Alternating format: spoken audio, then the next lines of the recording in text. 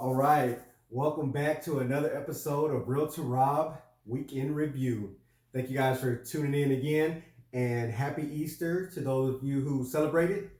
So we're going to go ahead and jump right in with Monday. So congratulations to Century 21. We were named as one of the top 100 places to work, and it says that we didn't even miss a beat during the pandemic. So you can read about that, see what makes us part of the top 100. Next, I have a post from the Black Realtors group. It is entitled, "What is the MLS?" Also known as the Multiple Listing Service. And what are the benefits for the sellers?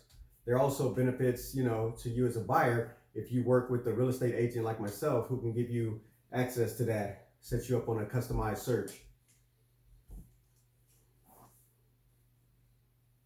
All right, let's see. Next, I have what it means to be in a seller's market. And I think I have a little more detail on this one. Which some of these I'll go into detail, some I won't, because like I said, I want to keep these under 10 minutes or as close to 10 minutes as possible. So if we have less than a 6-month supply of homes, then we're considered in a seller's market, which we are now. We're hovering around 1.9, 2.0 months of homes for sale. If we're in between 6 and 7 months, we're considered a neutral market. And if we have more than 7 months, we are considered to be in a buyer's market. So you can read a little more information on that. Next, I have my usual 7-day market snapshot, going over different counties to include Collin, Dallas, Denton, Ellis, Grayson, Hood, Hunt, Johnson, Kaufman, Somerville, Tarrant, Parker, Rockwall, and Wise counties. All right, motivation. Motivation, morning motivator. At some point in life, you have to face your fears. And that is from Eric Thomas. And that's why one of the hashtags that I use a lot is hashtag do it ugly. Because if you don't, it might not get done. All right, so now we're moving into Tuesday. And I believe this one is concerning, so how a change in mortgage rate impacts your home buying purchase power. Let me go into this a little bit. Okay, so basically, the higher the mortgage interest rate goes, the lower your purchasing power is. So if you look at this posting on Tuesday that I have, so at a 2.75 for a $300,000 house, your payment is $1,225. But at 3.75, your payment is $1,250 for a $270,000 house.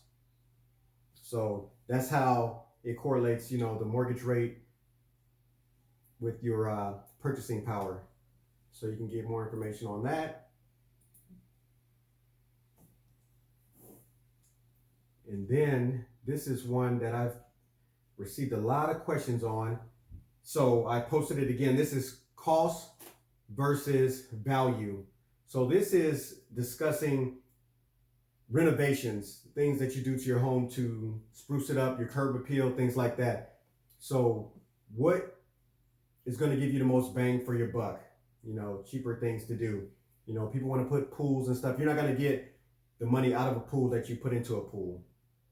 So for example, some cheaper options are siding washing, washing the side of your house, exterior paint refresh, landscape touch-up for your curb appeal, fence addition, landscape lighting, mailbox update, front door upgrade. Those are just a few, but you can look at that and see which upgrades are going to give you more bang for your buck if you're looking to maximize your purchase price of your house.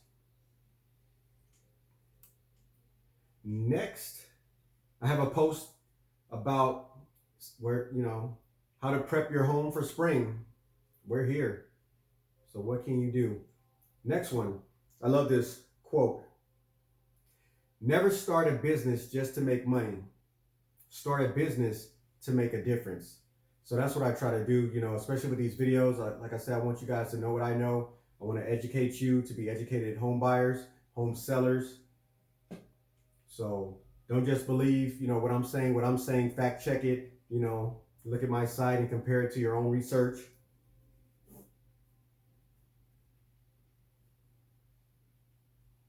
Next, we have a short video from Fannie Mae. Homeownership starts with one fact at a time. So it's just giving you different facts in the home buying, home purchasing process. This one is from credit scores to closing. Get the facts about home buying, the home buying process. So check that out. It's a real short video, but very informative. Next, we're hump day now. So is homeownership still considered part of the American dream? Let's see what I have on this one. So in a study or a survey, 59% said, I want to be a homeowner. 33% said, I want to live in a space that I can invest and improve. 31% said, I need more space. 22% said, I want to build equity. And this also goes to shows, like it says in the article, this contradicts the thinking of some experts who believe that the millennials were going to be the first renter generation in the nation's history. So they are actually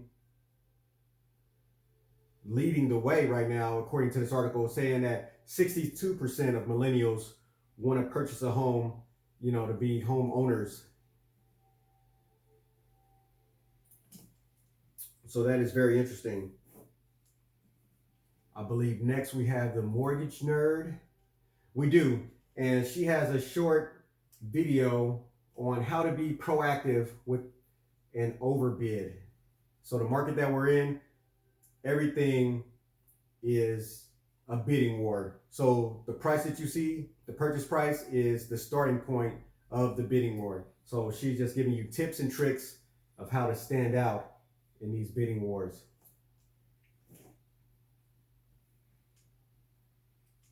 What do I have here next? Another infographic just saying that the lower inventory equals higher prices. So it's just simple supply and demand. We have less homes available. So the price of those homes that are available is going to be higher. And I think they actually say we're hovering around 1.9, 2.0. This article, this infographic says we're at 1.9 as opposed to 2.3 months of inventory last November, and down year over year this time from 3.4 months of inventory.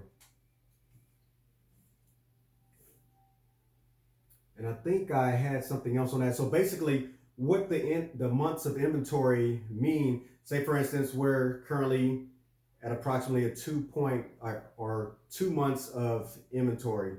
So we're in the seller's market. So that means if we don't put any more homes on the market from this day forward, we will run out of homes to sell in 2 months.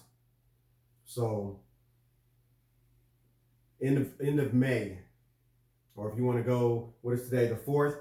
The 4th of June, we'll sell our last homes. That's it.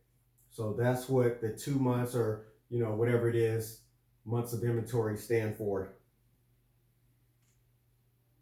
Okay, I posted a YouTube video. Tarrant County is going to reopen. This was on Wednesday, so it may already be open, but they're going to reopen their rental assistance funding application process. So if you're in that boat, please look at that video to see if you can capitalize on that, because most people, I'll say 95 plus, want to be homeowners, but if you can't, for whatever reason, you rent until you can buy. So I help everyone. I help you rent, I help you buy, I help you sell, invest, you name it. So this is just another tool, to get you to where you want to be eventually.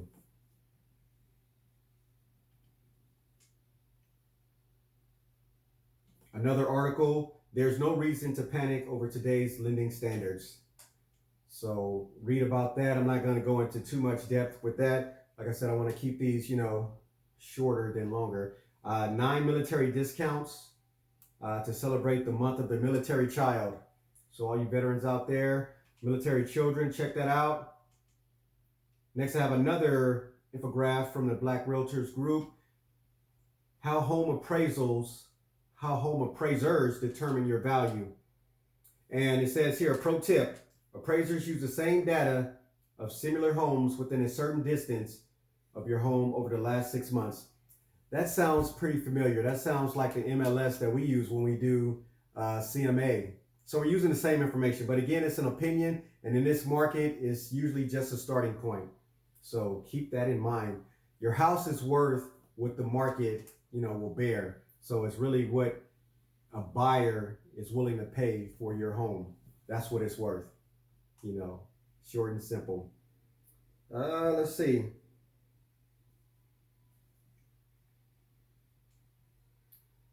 Fort Worth Fire Department is going to have a sensory-friendly first responder event, and they're going to be celebrating Autism Awareness. So go check that out.